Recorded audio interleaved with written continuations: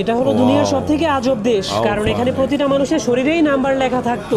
যার শরীরে যত বড় নাম্বার লেখা থাকতো সে তত বেশি ধনী হতো, আর যাদের শরীরে ছোট নাম্বার লেখা থাকতো তারা বড় নাম্বারওয়ালা মানুষদের সাথে লড়াইয়ের চ্যালেঞ্জ করতে পারতো। আর যদি তারা লড়াইয়ে জিতে যেত তাহলে তারা অন্যের পয়েন্ট কেড়ে নিতে পারতো। কিন্তু যদি কারো নাম্বার শূন্যে পৌঁছে যেত তাহলে তাকে সঙ্গে সঙ্গেই মেরে ফেলা হতো।